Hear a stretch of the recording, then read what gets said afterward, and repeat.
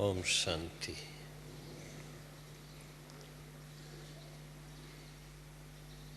बहुत अच्छा गीत सुना। बाबा की याद से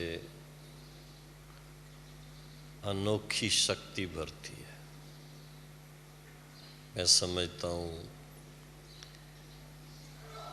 सभा में विराजमान आप सब भाई बहनें महसूस करते ही होंगे कि जब से बाबा का परिचय मिला, बाबा के साथ मन का जोड़ हुआ, मनमना भव होना शुरू हुआ। कहने में मनमना भव का मंत्र है,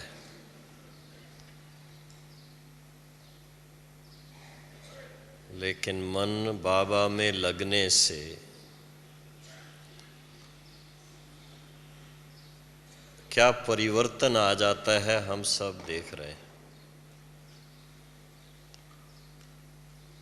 शिवरात्रि के दिन भक्ति मार्ग में कहाँ कहाँ जाते हैं, क्या क्या भावनाएं लेके जाते हैं।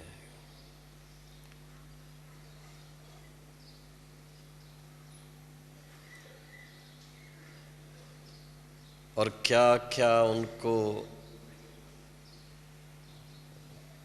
कष्ट सहन करने पड़ते हैं।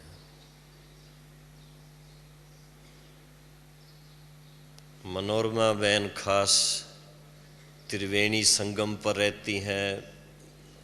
हर साल वो अनेक ऐसे मेले देखती हैं और ख़ास शिवरात्रि का मेला। इस बार वो यहाँ हैं। मैं सोच रहा था कि इनको तो संगम पर होना चाहिए था वहाँ, क्योंकि भक्तों की बहुत सेवा करती हैं वहाँ। तो बाबा ने हम सब बच्चों को जो भक्ति के अनेक प्रकार के धर्म के धक्कों से बचा दिया। मैं तो ऐसा ही मानता हूँ, छुड़ा दिया। परिचय के बिना पूजा बहुत की, एक मनोकामना पूर्ण हुई, दूसरी के लिए फिर पूजा की, वो पूरी हुई, फिर तीसरी के लिए की। सर्व मनोकामनाएं कैसे पूर्ण होती हैं वो अब समझ में आता है। और एक जन्म नहीं, कितने जन्म के लिए? जन्म जन्मांतर के लिए। उसमें भी सबसे पहली बात तो जो मुझे ख्याल में आती है, इस सभा में विराजमान, चाहे अभी बैठे हैं चाहे शाम को जो भी यहाँ होंगे, ये सारा हाल भरा होगा। अभी तो आधा भी नहीं भरा हुआ है। और इसके अलावा जो इंटरनेट के द्वारा वो भी सन्मुख देख रहे होंगे, सुन रहे होंगे। सारे विश्व से गिनी चुनी आत्माएं। मैं तो सोचता रहता हूँ 600 करोड़ से ज़्यादा आत्माएं इस समय सृष्टि पर हैं। उसमें से ऐसी महान भाग्यशाली आत्माएं जिनको स्वयं का सच्चा सच्चा परिचय मिला और बाप का परिचय यथार्थ मिला।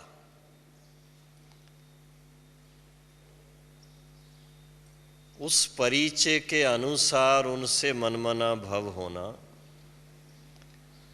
और ऐसा महान भाग्य प्राप्त करना कि सन्मुख उनसे मिलन मनाएं, उनके महावाक्य सुने। ईश्वरी महावाक्य, कोई मनुष्य वाक्य नहीं, महान आत्माओं के भी नहीं, स्वयं परम पिता परमात्मा हम बच्चों से मिलन मनाएं। सच्ची सच्ची शिवरात्रि तो मनाने के निमित्त आप हम सब भाई बहनें हैं और उसके लिए आपको लाखों लाखों मुबारक है।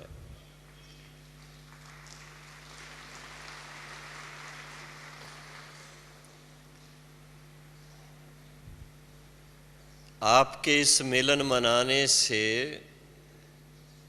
अंदाज लगा सकते हो कि कितनी पुण्य आत्माएं हैं आप। ऐसा महान भाग्य मिलना सहज नहीं है।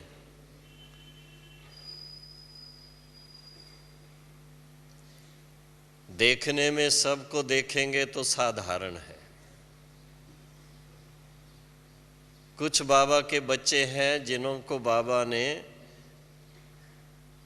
इस समय भी ईश्वरी सेवार्थ बहुत अच्छे स्थान पर रखा है, लेकिन अधिकतर देखने में साधारण है। लेकिन बाबा कहते हैं आप साधारण नहीं, असाधारण हो, विशेष हो, गिने चुने हो।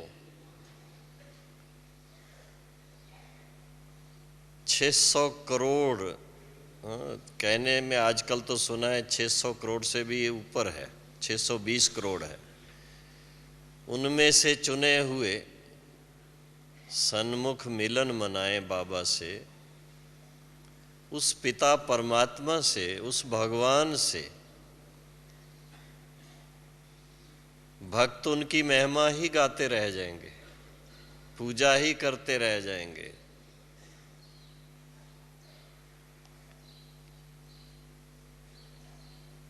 ऐसा सन्मुख मिलन मनाने का सौभाग्य प्राप्त करना, उसके लिए आपको अब इसके बाद कहीं किसी ज्योतिषी के पास जाकर के हस्तरेखाएं दिखाने की जरूरत नहीं है। इससे बड़ा भाग्य और कोई नहीं है। सबसे बड़ा भाग्य भगवान से सन्मुख मिलना, और फिर भगवान से बाबा के शब्दों में 21 जन्म तो जीवन मुक्ति, धन धान्य संपन्न, सर्वगुण संपन्न, सर्व कलाओं में संपन्न, ऐसा जीवन प्राप्त करना। और फिर बाबा ने कहा आधा कल्प सिर्फ होगा ना, आधा आधा तो भी मजा नहीं है। उसके बाद भी एक युग और सुख अच्छी तरह से पाते हैं, क्योंकि उस समय भी 5 विकार इतना दुख नहीं देते हैं। सारे चक्कर में 3/4 हिस्सा जो है वो सुख का है, और 1/4 जो है उसमें थोड़ा थोड़ा कर्म का हिसाब आता है। उसमें भी ये लास्ट के जन्म में अपने आप से पूछें क्या हिसाब है, ऐसा कुछ है? हिसाब किताब वाले तो यहाँ पहुंच ही नहीं सकते। आप तो यहाँ सन्मुख बाबा से मिलने के लिए आ गए। तो 84 जन्मों का ही अगर हिसाब निकालें तो आपके जैसा भाग्यशाली तो कोई है ही नहीं है। लेकिन उसकी वैल्यू खुद को दिल में होनी चाहिए। कभी कभी बाबा साकार बाबा की बात सुनाते हैं, जब बाबा इस तरह का अपना विचार सागर मंथन करके हम बच्चों के सन्मुख सुनाते हुए अपनी खुशी जाहिर करते थे, तो कहते थे बच्चे मेरी तो दिल होती है मैं खगियां मारूं, ऐसे ऐसे डांस करूं।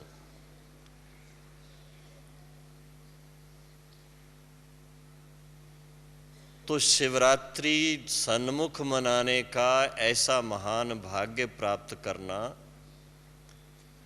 आज की डेट खास सब कोई अपनी डायरी में नोट करें और इस बात को अपने मन में लाएं कि ये पहली बार नहीं मना रहे, कितनी बार मनाई होगी बाबा के साथ। हर कल्प मनाते हैं। चलो पहली बार आने वाले भी आज मना रहे हैं तो भी कल्प कल्प मनाते हैं।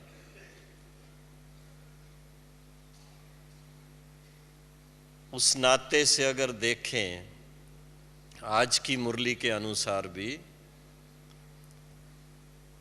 देवताओं को ये ज्ञान नहीं रहेगा, देवताओं से बाबा सन्मुख नहीं मिलेगा, होंगे तो आप हम सभी ही, लेकिन एक कंपैरिजन बाबा ने किया कि ये जो इस समय का हमारा जन्म है, पुरुषोत्तम संगम युग का ये जन्म सचमुच हीरे तुल्य है। मैं समझता हूँ आप में कई भाई बहनें ऐसे होंगे जिन्होंने जब भक्ति में भगवान से प्रार्थना की होगी तो उनसे यही मांगते होंगे, हमें कुछ नहीं चाहिए, बाकी सब कुछ मिला है, भगवान आपका दर्शन चाहिए।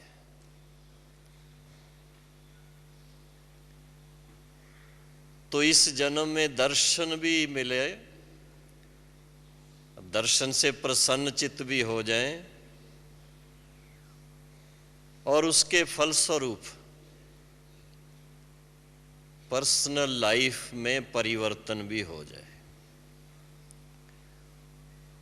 भक्ति से ज्ञानी तो आत्मा बन जाएं, हर कार्य को समझ से करें। सबसे बड़ी समझ आ जाती है कि हम आत्माएं वास्तव में बाप समान, हम सबका संस्कार सतो प्रधानता का है। पिछली मुरली जो बाबा की थी अव्यक्त मुरली, खास बाबा ने एक बहुत बात जोरदार कही, शायद आप लोगों के ध्यान में आई या नहीं। कमजोरी के संस्कार कहते हैं वो आपके नहीं हैं, 5 विकार आपके नहीं है, ये आपकी प्रॉपर्टी नहीं है। किसकी है? मिस्टर रावण की है, आपकी नहीं है। अगर आपके पास है तो आपने मिस्टर रावण की प्रॉपर्टी चोरी की हुई है, तो जज साहब बैठे हैं, उनके पास केस चलेगा फिर। इसलिए इस बात को देखो कितना सहज करके बाबा ने इस बात को एक्सप्लेन किया है। इस बात को अगर हम रियलाइज कर लें, महसूस कर लें कि ये हमारी चीज ही नहीं है। कभी कभी किसी किसी से सुनने में आता है, क्या करें, बाबा से वादा करते हैं अभी कभी गुस्सा नहीं करेंगे, बच्चों पर क्रोध नहीं करेंगे, किसी से झगड़ा नहीं करेंगे, पर फिर से पता नहीं ये कमजोरी आ जाती है, अपशब्द निकल जाते हैं, कुछ ना कुछ ऐसा हो जाता है। तो उस पर बाबा ने पक्का कराया कि अपने आप को यथार्थ रीति पहचानना जरूरी है, अपने स्वधर्म में टिकना जरूरी है, अपने स्वमान में वापस स्थित होना जरूरी है। जब तक ये नहीं होगा तो कोई ना कोई प्रॉब्लम मन में आती रहेगी, कहीं ना कहीं नेगेटिविटी आती रहेगी, कहीं ना कहीं कोई भूल होती रहेगी। और अगर भूल हो जाती है तो जो संगम युग का सुख है सच्चा सच्चा, मैं अभी सोच रहा था बाबा के महावाक्य हैं, अति इंद्रिय सुख पूछना हो तो किससे पूछें? हैं? हम बच्चों से पूछो, ब्राह्मणों से पूछो। पुरुषोत्तम संगम युग के हम ब्राह्मण बच्चों से पूछो कि अति इंद्रिय सुख क्या है। अब थोड़ा सा सोचिए, जब अति इंद्रिय सुख है तो क्या आनंद है, क्या नशा है, कहाँ उड़ रहे हैं। और थोड़ा सा मन में कोई नेगेटिव संकल्प आ गया, कोई भूल छोटी सी हो गई, होती तो छोटी सी भूल है, लेकिन वो सारा ही नशा जो है ना वो डाउन हो जाता है। फिर बाबा के साथ रूहान करते हैं, बाबा ये नहीं आना चाहिए। तो शिवरात्रि पर बहुत सारी बातें होती हैं, दान भी करते हैं, कहीं कहीं बलि भी शिव पर चढ़ाते हैं। आज के दिन इस बात को ही महसूस करके, बीती सो बीती, लेकिन बाबा ने जो इशारा दिया है कि जो चीज मेरी नहीं है उससे किनारा कर दें, उसको तलाक दे दें, उसको त्याग कर दें, उससे बिल्कुल अपना रास्ता बदल लें। क्या ये संभव होगा? हो सकता है बाबा पूछेगा आज शाम को, हो सकता है, कभी मन में गुस्सा ना आए, हो सकता है, हो सकता है। हंसते हैं सभी। अगर इस बात को पक्का कर लो, पहला जो बाबा ने लेसन दिया है, आप आत्मा शांत स्वरूप है, आप आत्मा प्रेम स्वरूप है, इस दो बातों को अगर पक्का कर लो तो आपको कभी गुस्सा नहीं आ सकता, आ ही नहीं सकता। छोड़ने की तो बात ही अलग रही। है ही शांत स्वरूप, है ही प्रेम स्वरूप, तो गुस्सा कहां से आएगा? लेकिन इसकी प्रैक्टिस चाहिए, बार बार अपने आप को स्मृति दिलानी पड़ती है, जैसा बाप वैसे हम बच्चे। हम बच्चों ने 63 जन्म अनेक भूल की है, बाबा उसकी स्मृति दिलाता है? नहीं। बाबा कहता बच्चे बीती सो बीती, पास्ट इज पास्ट। तो बुद्धिवानों का बुद्धिवान हम बच्चों को इतनी अच्छी शिक्षा दे रहा है, इतनी अच्छी समझ दे रहा है, इतनी अच्छी श्रीमत दे रहा है, तो हम उनसे ज्यादा अपने आप को बुद्धिवान तो ना बनाए ना। फिर भी कहें बाबा क्या करें, ये होता नहीं है, ये छूटता नहीं है, ये जाता नहीं है, तो इसका मतलब बाबा से भी बुद्धिवान हो गए फिर तो। क्या कहते हैं? सबसे सहज बात, इन 5 विकारों से छूटने का रास्ता है स्वभाव को सरल बनाना। अगर स्वभाव अपना सरल बना दो तो ये सब बातें खत्म हो जाती। सरलता ना आने से स्टिफनेस माइंड की जो है ना, वो गड़बड़ करती है। जो अंदर कचरा है उसको खत्म नहीं होने देती है, जो बाबा से लेना है उसको आने नहीं देती है। रिजिडिटी जिसको कहते हैं। माइंड को सॉफ्ट बनाना जरूरी है, माइंड को रिसेप्टिव बनाना जरूरी है, माइंड को पॉजिटिव बनाना जरूरी है, माइंड को योग युक्त बनाना जरूरी है। इसको कहा जाता है मनमना भाव। जैसे बाबा सरलता से सब बातों का सागर, प्रेम का सागर, सब बच्चों को उसका अनुभव कराता है। ऐसा एक भी नहीं सभा में होगा बाबा से मिलन मनाने के बाद जो कहेगा मेरे से बाबा ने बात नहीं की, मुझे बाबा का अनुभव नहीं हुआ। एक भी नहीं रहेगा। हर एक यही कहेगा बाबा ने इतना अच्छा समझाया, मेरे अब समझ में आई बात। तो फॉलो फादर। आज का दिन शिवरात्रि का दिन, भले मनाएंगे भगत लोग कल, पर आज रात से मनाई जाती है वो। शिवरात्रि का दिन हम सब बच्चों को याद दिलाता है, क्योंकि शिव के साथ में शालिग्राम भी पूजे जाते हैं। यहाँ पर एक मंदिर है, थोड़ा ही दूर है यहाँ से, उसका समाचार कल आया था। 16,000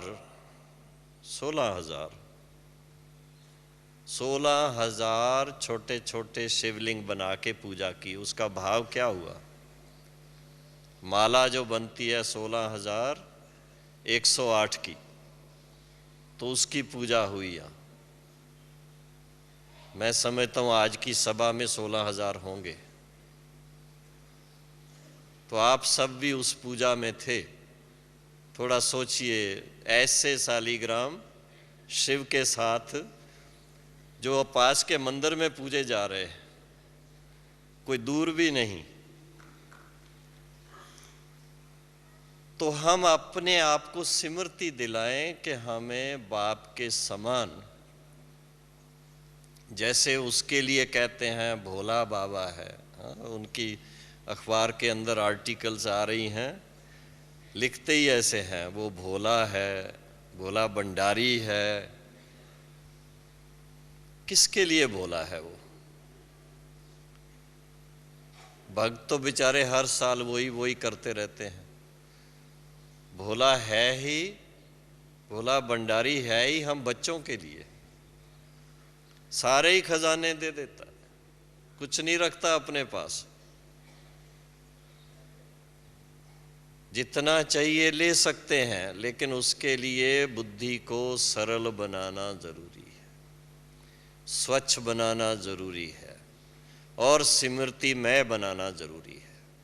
अगर हम और बातों में बुद्धि लगा के रहेंगे, बाबा के साथ बुद्धि लगेगी ही नहीं, तो प्राप्ति कैसे होगी? सन्मुख बैठे हुए, बाबा के सन्मुख बैठ कर के भी प्राप्ति नहीं, तो फिर बाकी कब होगी? इसलिए बाबा हम बच्चों को स्मृति दिलाते हैं। साकार बाबा ने भी बहुत प्यार से यही स्मृति दिलाई, बच्चे अब जब बाप सन्मुख आकर के आप बच्चों से मिलते हैं, बात करते हैं, बहुत प्यार से इतना गहराई का ज्ञान सरल करके समझाते हैं। कोई बहुत लंबे चौड़े संस्कृत की भाषा में नहीं सिखा रहे हैं।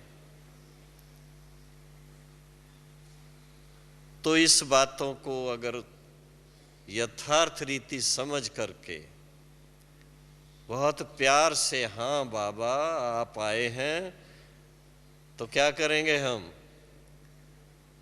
आपकी श्रीमत पर चलेंगे।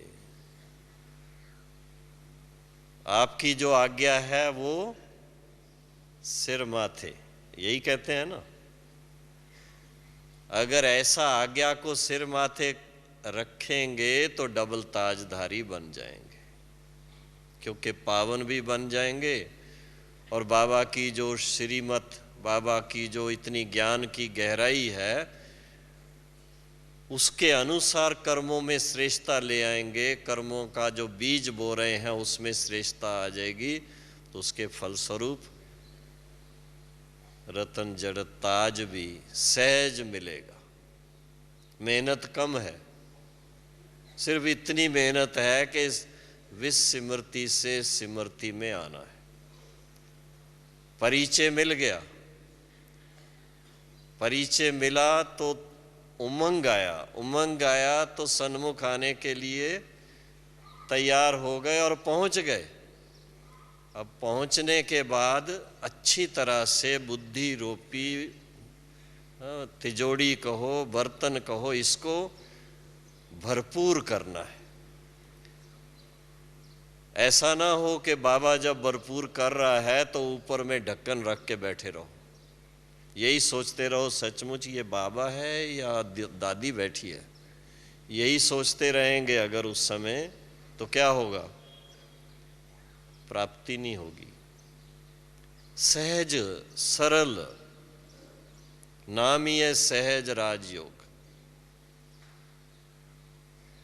और कौन सी मेहनत बाबा करा रहा है? कोई आपसे हठ करवा रहा है, कोई आपको कहा है मंत्र का जाप करो, कोई आपको कहा है माला का सिमरन करो, कुछ नहीं कहा।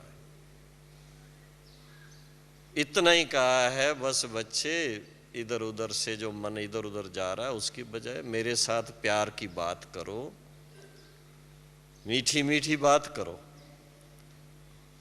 और सन्मुख जब मिलन मना रहे हैं उस समय पूरा लाभ लो। ऐसा ही मान के बैठना रात को कि मेरे से बाबा मिलने के लिए आए हैं। खास आप हर एक से जब पूछेंगे भाई किस लिए आए हो मधुबन में, शांति वन में किस लिए आए हैं? तो क्या जवाब देंगे? बाबा से मिलने आए हैं ना। जो बाबा से नहीं मिलने आए जरा हाथ खड़ा करें। एक भी नहीं है। तो बाबा से मिलने आए हैं, तो बाबा जब मिलने आते हैं, बाबा तो कई प्रकार से मिलते हैं, याद से भी मिलते हैं, मुरली के द्वारा भी मिलते हैं, लेकिन खास जो लक्ष्य लेके आए,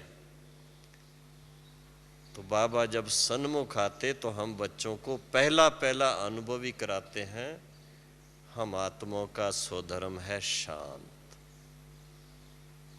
इतना शांति का वातावरण बन जाता है।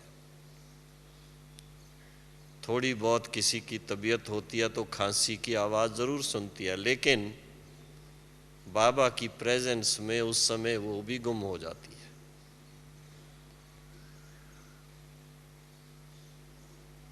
इसकी वैल्यू अगर आपके दिल में हो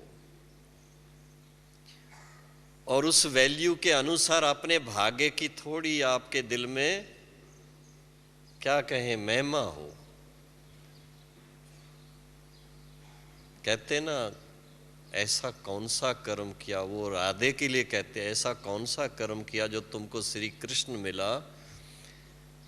श्री कृष्ण को भी श्री कृष्ण बनाने वाला कौन है? शिव भगवान।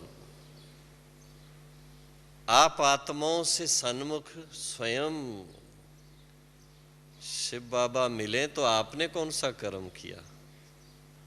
जरूर कोई ऐसा श्रेष्ठ कर्म किया, जरूर कोई ऐसा महान कार्य किया है जो डायरेक्ट शिव बाबा से मिलन मनाने पहुंचे हैं।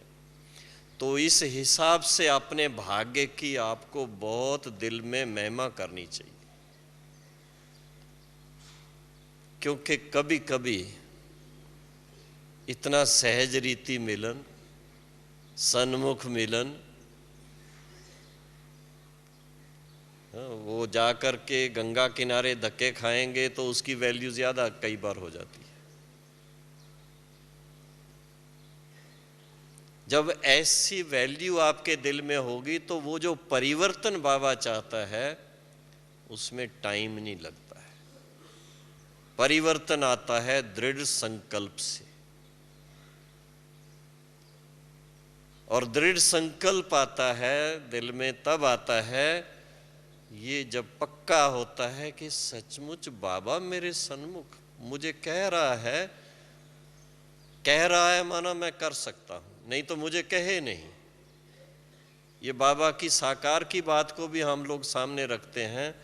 कभी कोई बात बाबा को कोई बहन जाके कहें, दीदी कहें कि इनको बाबा कहिए ये ऐसा करे, तो बाबा जानता था इसमें ताकत नहीं है करने की, तो बाबा नहीं कहता था। लेकिन जब बाबा कहता है तो उससे सिद्ध होता है कि हम आत्माओं में करने की ताकत है। तो हमारा फर्ज क्या बनता है फिर? अपनी शक्ति को भी पहचानना चाहिए। हमारे अंदर जो इतनी विशेष शक्ति है उसको रियलाइज करके इस बात की खुशी मनाते हुए कि डायरेक्ट स्वयं सर्वशक्तिवान बाप मेरे से मिलन मनाते हुए मुझे इस तरह का इशारा दे रहे हैं, तो अवश्य बाबा हम कर सकते हैं। ये परिवर्तन लाना कोई बड़ी बात नहीं है। और आपने तो ये बहुत स्पष्ट समझा दिया कि ये कमियां कमजोरियां तो हमारी प्रॉपर्टी नहीं है, हम खामखा इसको लेके अपने पास बैठे रहे। ऐसा जब दिल में आता है उसके बाद ईश्वरी जीवन का सच्चा सच्चा आनंद महसूस होता है। अति इंद्रिय सुख उसके बाद आता है, क्योंकि आपके मन में कोई ऐसी बात ही नहीं रहती जो आपका टाइम वेस्ट करे, जो आपका एनर्जी वेस्ट करे, जो आपको खामखा के दुखद कोई भी स्वप्न मन में लेके आए रात को। कभी कभी कोई पूछते हैं भाई नींद के लिए कुछ विशेष उपाय करना पड़ता है? हम कहते हैं नहीं, अगर आपने सारा दिन अच्छा बिताया तो नींद तो 1 सेकंड में आती है। हाँ, जिसने ठीक से दिन भर अपनी दिनचर्या नहीं बिताई है, वो सोने समय ऐसी बातें जो ठीक नहीं होती, जो यथार्थ नहीं होती, वो सब सामने आती हैं, उस समय पश्चाताप लाती हैं।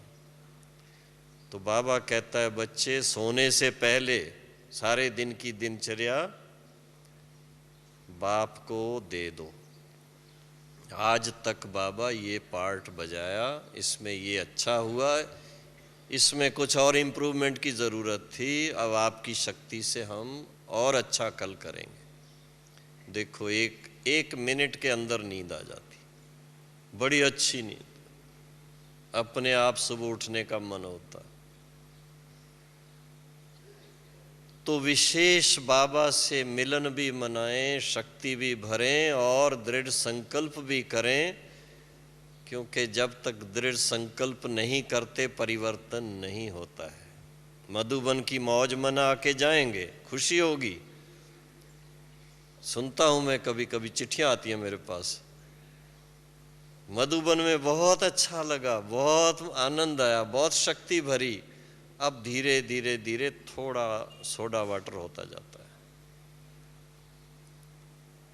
तो बाबा कहता है, नहीं, सुबह को जब योग में बैठो, पहले मधुबन आ जाओ, यहां से ऊपर परम धाम में जाओ। फिर तो आपको स्मृति रहेगी कि मधुबन में गए थे, कितना रिफ्रेश हुए थे।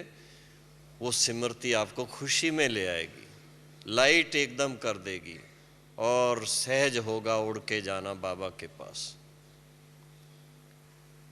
दूसरा है, इतने सारे भाई बहनें इकट्ठे होते हैं। मैं तो सोचता हूँ हम लोगों के जैसा भाग्यशाली कोई नहीं है। इतना सुंदर परिवार बाबा ने दिया है। हर एक के दिल में क्या है? एक तरफ बाबा है और दूसरी तरफ अच्छी अच्छी बातें, दैवी गुण धारण करने की इच्छा, याद की शक्ति को बढ़ाने की इच्छा, अपनी कमियों को दूर करने की इच्छा। ये तो कोई महान भाग्यशाली आत्माएं कर सकती हैं, सभी नहीं कर सकते। ऐसी आत्माओं का संग मिले, इसको कहते हैं सच्चा सच्चा सत्संग। सत्य बाप के साथ सत्य आत्माओं का संग है। तो कहते सत्संग में अगर कोई थोड़े दिन भी जाकर के बैठ जाए तो उसका तो कल्याण हो जाता है। तो ये सब प्रैक्टिकल देख रहे हैं, जो शिव बाबा को कहते हैं विश्व कल्याणकारी। विश्व का कल्याण करने के लिए जिनको निमित्त बनाया है, ऐसी आत्माओं का ये संगठन।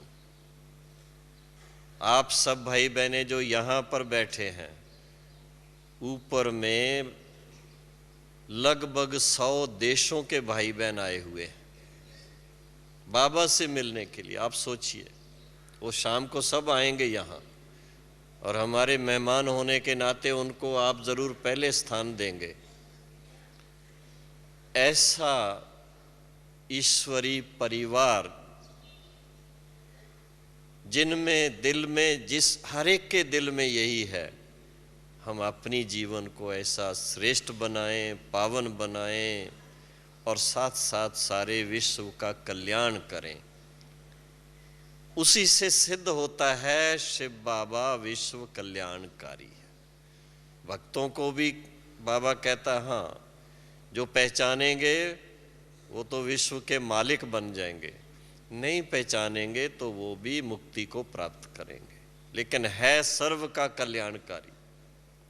पर उसमें भी अपने भाग्य को देखो कि हम वो आत्माएं इस कल्प में भी पूरी प्राप्ति कर रहे हैं, और यही निशानी है हर कल्प प्राप्ति करने की। बाबा बार बार इस बात की स्मृति दिलाते। साकार मुरलियों को अगर आप देखें, साकार बाबा पहले दिन मिलने जब आते थे तो पूछते थे, बच्चे पहले कभी मिले हो? हाँ, आपसे पूछते हैं पहले कभी मिले हैं, क्या जवाब देंगे? हाँ बाबा, आपसे तो कलप कलप मिलते रहे हैं, आपने ही तो याद दिलाया है। हाँ, ये बैलून भी से क्या कहें, उसकी तायीद कर रहा है कि हाँ जब अच्छी बात होती है तो पटाखे चलाते हैं ना। तो बाबा से मिलने की खुशी जो है, इसका नशा आपको एक बार चढ़ जाए तो इसी को कहते हैं कि जिसको राम खुमारी चढ़ जाए ना, बस वो दिन रात चढ़ी रहे, इसके जैसी खुमारी कोई नहीं है। और इस खुमारी के फलस्वरूप ही बाकी सब जितनी मायावी खुमारियां हैं वो खत्म हो जाती। माया जीत बनने का सहज तरीका, माया पर जीत पाने का सहज तरीका कि बाबा के मिलन के नशे में, बाबा के मिलन की खुशी में, बाबा के परिवार के मिलन की खुशी में खूब अंदर में अपने दिल में ताली बजानी चाहिए। अंदर दिल में, बाहर की ताली तो बाद में बजाओ, लेकिन अपने दिल में बहुत खुशी होनी चाहिए कि सचमुच ऐसा भाग्य किसी का नहीं जो मेरा भाग्य है। और इसके साथ साथ बाबा कहता है इसको फिर, ये बहुत बड़ा खजाना है ना, तो इसको सेफ भी रखना है। तो उसका सेफ्टी का लॉक कौन सा है? सेफ्टी का लॉक है दृढ़ संकल्प। और दृढ़ संकल्प को सदा दृढ़ रखने का फिर सहज तरीका क्या है? रेगुलर। इस बार भले किसी के कहने से भी आए होंगे, रेगुलर नहीं भी पढ़ाई पढ़ते होंगे, रेगुलर वो अपनी मेडिटेशन नहीं करते होंगे, लेकिन ऐसी ऊंची प्राप्ति और उसको सदा कायम रखने का तरीका है सवेरे उठते ही बाबा गुड मॉर्निंग, बाबा के साथ मनमना भव हो के बैठना, खूब शक्तिशाली होना, खूब पावन बन जाना, खूब सारे विश्व को शांति और शक्ति का दान देना। और बाबा की मुरली, जो गोप गोपियों का इतना गायन है, मुरली के लिए कितना वो भागते थे, ऐसी अंदर में लगन चाहिए। वो निशानियां हैं, लेकिन ये बाबा की मुरली जिसके अंदर बाबा कहता है एक एक ज्ञान रतन लाखों रुपए का। तो वो ज्ञान रतन, एक एक मुरली में कितने ज्ञान रतन होते हैं? पढ़ते तो हैं ना, नोट करते हैं, कितने ज्ञान रतन होते हैं एक मुरली में? कम से कम 20-25 होते हैं। तो रोज की इतनी कमाई आपकी हो रही है जो आपको भी पता नहीं, अपने आप ही जमा होती रहती है। कोई है ऐसा व्यापारी जिसकी 25 लाख रुपए रोज की कमाई हो रही हो? कम से कम 25 लाख हो रही है। जब से शुरू किया, जब से मुरली सुननी शुरू की, तब से लेकर के आप जमा करो तो कितना हो गया आपका खजाना? पर वो तभी ख्याल में आता है जब आपको मुरली की गहराई समझ में आए। मुरली के गहराई को समझ करके जीवन में अपनाएं उसको, और उससे अपने जीवन में इतनी श्रेष्ठता लाएं, ऐसा परिवर्तन आए, तब सदा देवताओं की तरह चेहरा मुस्कुराता रहेगा, नैनों में खुमारी रहेगी, और मुख पर कौन रहेगा? बाबा। बाबा के सिवा और कोई बुद्धि में नहीं रहता फिर, क्योंकि जिसने इतना सुंदर जीवन बनाया वो कभी दिल से भूलेगा नहीं, कभी मन से दूर जाएगा नहीं, बल्कि मन में यही होगा बाबा की हर समय कंपनी का आनंद लेते रहें, तब अति इंद्रिय सुख आपको सदा महसूस हो। और इस ब्राह्मण जीवन का, ईश्वरी जीवन का सच्चा आनंद सदा प्राप्त होता रहे। तो ऐसा महान महान भाग्यशाली बनने वाली सभी आत्माओं को कहने में आता है 70वीं त्रिमूर्ति शिव जयंती की मुबारक हो, पर आपके बर्थडे की आपको बहुत बहुत मुबारक हो। ओम शांति। Thank you. अभी 15 मिनट विशेष फिर से बाबा की याद में बैठेंगे। तैयार हैं सभी? उड़ेंगे, उड़ के चलेंगे साथ साथ। हाँ, कोई इधर उधर नहीं देखना, सीधा मन को बाबा के साथ लगा के बाबा आपके पास आ रहे हैं। अब पूरा पूरा आपसे हम खजाना भरेंगे योग बल का।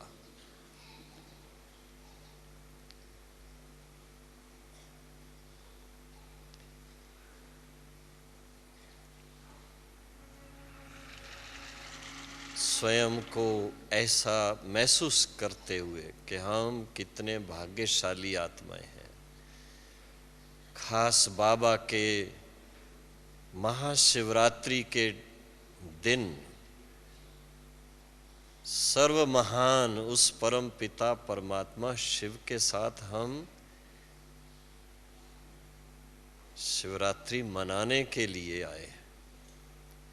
तो हम शिवरात्रि मनाने का अर्थ ही है बाबा के साथ का अनुभव करना, बाबा के प्यार का अनुभव करना, बाबा के शक्ति का अनुभव करना, बाबा के आनंद का अनुभव करना।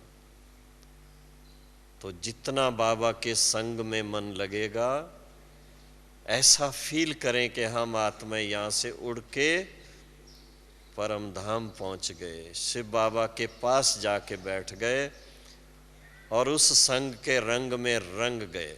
हम आत्माएं बाप समान बन गए, शक्तिशाली बन गए।